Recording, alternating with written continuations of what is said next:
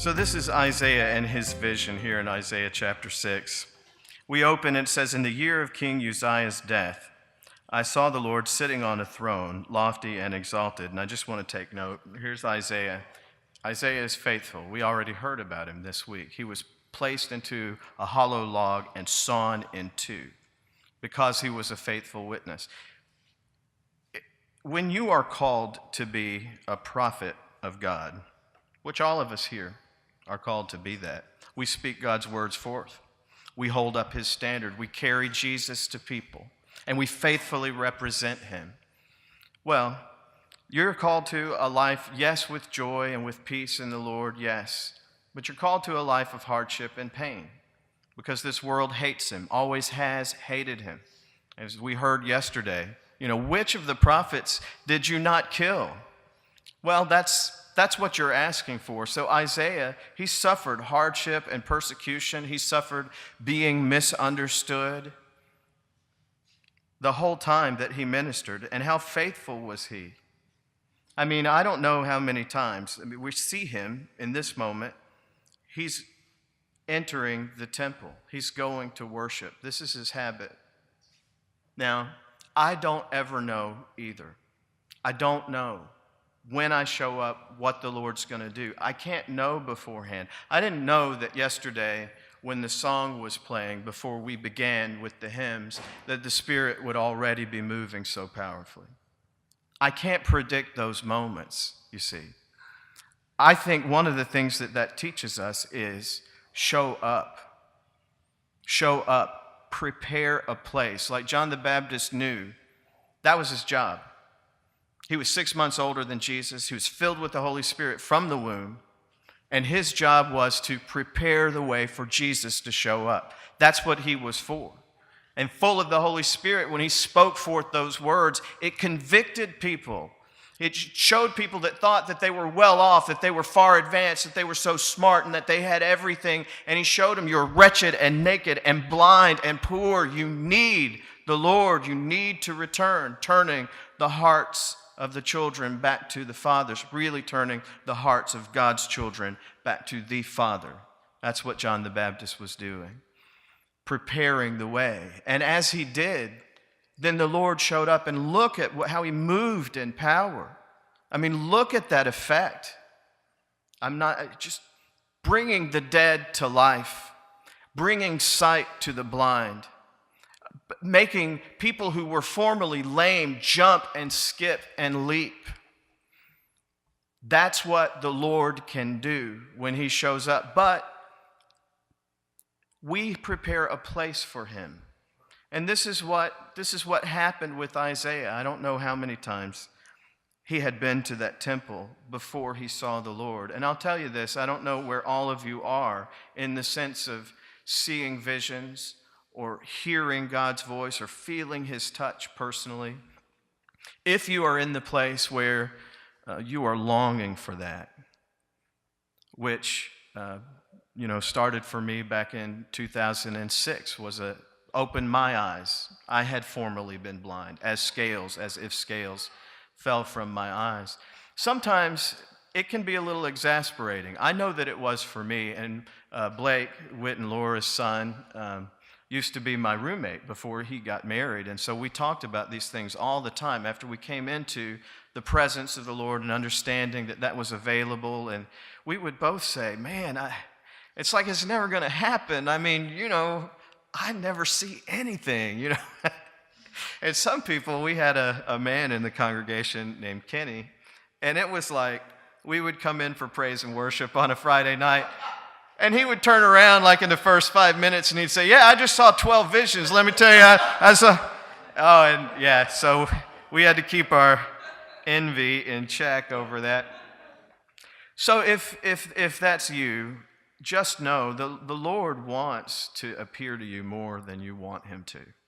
Whatever yearning you feel, the truth is it's his yearning that he's put inside of you that's calling out to him. That deep is calling to deep. He will. He's not playing hide and seek with you. But I don't know if you read the Song of Solomon, but that love song is not about Solomon and his beloved. It's not. It's about us and the Lord. That's what it's about. And you can hear that exact same, I'd call it exasperation, but that isn't exactly right. It's more like just like fitful, almost agonizing yearning, like palpable, painful desire. Do you know what I mean? It's wonderful. Again, C.S. Lewis called it the desire that is greater than any fulfillment. It's the greatest thing. And you hear saying, look, I've looked for my beloved. I've walked the streets just to hear his voice, just the swish of his robes, just the smell of his perfume. And I can't find him. Have you seen him? You see that. Oh, it's echoed in David. I mean, when he's writing and he's saying, Lord, how long? Where did you go? I mean, I've just soaked my bed with tears. I keep crying out to you and I don't see you. And I long to see your face. So that's a pretty common thing where you yearn and you long. The Lord knows what he's doing. That it is important. It's probably equally important to give you a space of time to develop the hunger. You know, everybody who knows me knows I love to eat. I do. And this is something that I've found to be true. That is the best ingredient, bar none, the best and most vital ingredient in any meal is hunger. I mean, we've heard like a Ritz cracker can start tasting like a T-bone steak if it's been a long time since you've had anything to eat. If you've been crawling through the desert, well, a Ritz cracker is a pretty fine thing. That's necessary, and the Lord is doing something with that. But be faithful. Press through. Prepare a place. Don't you stop. Don't you stop asking him to show up. Don't you stop telling him that you want to see him. Don't you stop crying out. And let me admonish you to do this, because this is something that was profound in my life, and maybe it will be in yours as well. I came from a staid and pretty regimented background, the way that I grew up, the religious system in which I grew up. It was pretty formal and stiff, if I had to summarize it. And the family in which I grew up, sort of the same thing. We weren't to be demonstrative about our emotions and things. Well, but quite without my conscious awareness or consent, it became a mode of thinking. So without thinking about it, this became the framework. It was the glasses through which I saw everything. It colored and influenced my whole perception. So that when I was saved radically at 20 years old, that my relationship with the Lord, and I still have the notebooks where I would write my prayers out, it sounded like I was appearing before my general as a private officer. That's what, I mean, it really, and it's the best place that it's the best I could do. Okay, it's what I knew. So I would report, your soldier, David Brown, reporting as ordered, sir. I acknowledge your high and lofty grandeur. I'd like to report that I've been faithful in discharging my duties, and would also like to beg your patience and forgiveness where I've fallen short. This was sort of how I related to him, that's where I started. It's like a kid with training wheels on his bike. But that's my daddy. He planned my birth. He sang and he rejoiced over me when he knit me together in my mother's womb. He did not long for me to give him formal reports. He was not yearning for me to come and stand stiffly at an arm's distance from him.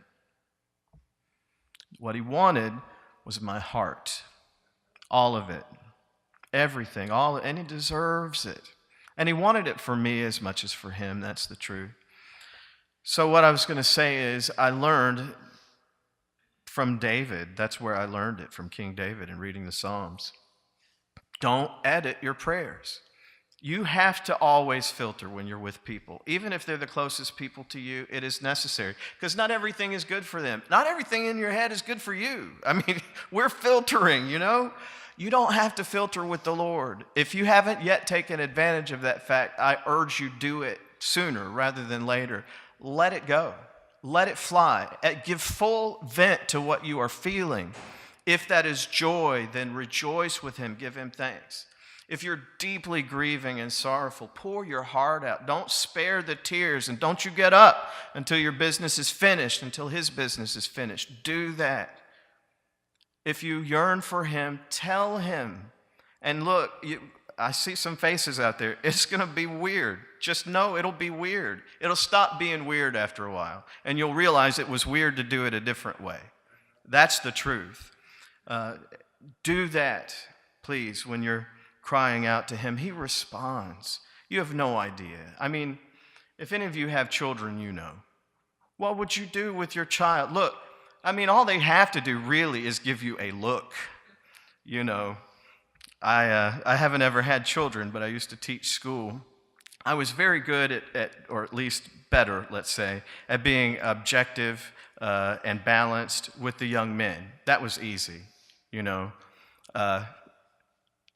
But there were a couple of little girls. They were probably in the first grade when I started teaching them. And man, I just couldn't do it. They would give me a look, and it's like with the guys, you know, Mr. David, can I use the bathroom? No.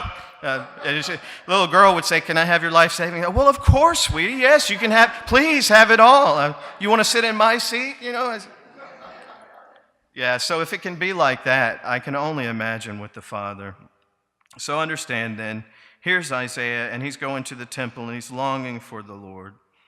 And he didn't know today was the day. Little did he know when he was walking to that temple. I mean, we always know the Lord's present, but you don't know when he is going to show up. I mean, in a manifest kind of way. So he saw in the Spirit the Lord on his throne, lofty and exalted, with the train of his robe filling the temple. Now, this is revealed by the Spirit, and when you get a sense of that, it will stop your heart. I mean, it's like electricity running through your body when you realize his majesty. I think that's the most attractive and also the most terrifying thing I know, the glory of the Lord. You know, it informs me all the time in my capacity as an evangelist. I think what a terrible moment to look on the one who loves so much and gave everything, and to realize that you pushed him away at every turn. And it's too late now. When he comes back, it's too late. I mean, that's terrifying to me. And likewise, that's the glory he wants to share with us that we heard about in John 17 as he prayed. I want him to be with me. I want him to see my glory, the glory that you gave me. Give to them. So the Lord just opens this to Isaiah, and he saw the seraphim standing above him, having 6 wings, with 2 covering his face, and with 2 covering his feet, and with 2 flying. And one called out to the other and said, Holy, holy, holy is the Lord of hosts. The whole earth is full of his glory. Have you ever had that moment? I don't know what all to say about holy. It means set apart. I mean, when you apply it to God, it means there's no other God. Who else is God? Who's like that? There's nothing like that. I love the way this old black preacher used to say it. God is God right by himself, because there ain't nobody else like that. But hearing that and understanding the earth is filled with his glory. I'll tell you about another moment. There was a lady that lived just outside of Montgomery, and I got to be kind of close with her family, and she had some struggles, and so I was just going out to visit and encourage her. But she wasn't at home when I arrived at her place. And it's too far out. I mean, I wasn't going to go all the way back home and pick another time. I thought, well, I'll double back to Fort Toulouse, which is sort of close by, because I like any place that's natural, like this place. This is phenomenal to me. I love it.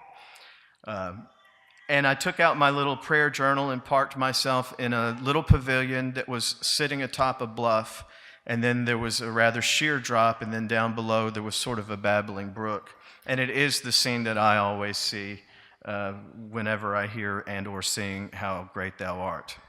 You know, wandering through the woods and forest glades, and you know, look down from lofty mountain grandeur. That's the spot. That's where I go. So I sit out there, and it's become my habit to write my prayers out. I'm following David's example. That's what I'm doing. And I thought, well, if he's a man after God's own heart, then I'm going to do this, because that's how I want to be. You know, it would seem like good logic to me. And I'm sitting there and I think it's a normal time. It's not a normal time.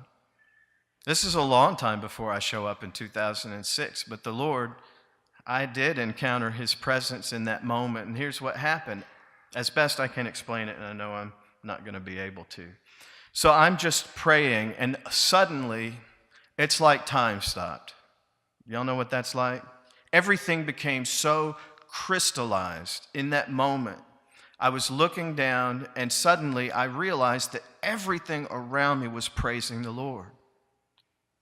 I mean, understand, I know I'm going to do a poor job. Just please try to latch on and bear with me. So everything that's low is rising up. They're reaching up. The blades of grass are reaching up. The flowers are exploding forth, and they're offering perfume in praise. Every bird is singing a song, and they're unique songs, and they're beautiful, and they're all worshiping their Creator. And even the water and the sound that it makes and how fluid it is, it's all reflecting the glory of God. In that moment, I was transported. And I realized the earth is filled with His glory, and I felt that just for a moment, like I bit a live wire. It lit me up. And I'll never get over that. That's the moment that Isaiah is having here. I mean, the earth is always full of God's glory, but in this moment, Isaiah sees it and he hears it.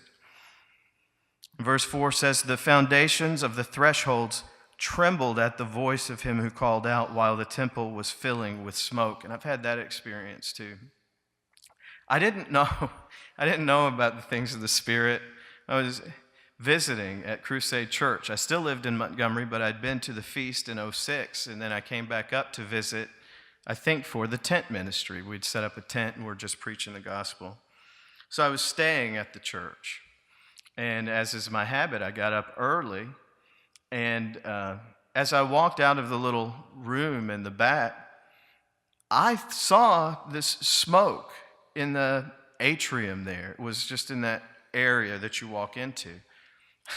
And this will show you how naive I was. I thought, man, there's something that's caught on fire. I really did. I went checking around, and then suddenly it dawned on me, the Lord is here. This is His presence. And I just went and sat out there and basked in that presence, if you will. And very often, the presence of the Lord is accompanied by something like this, a thick smoke.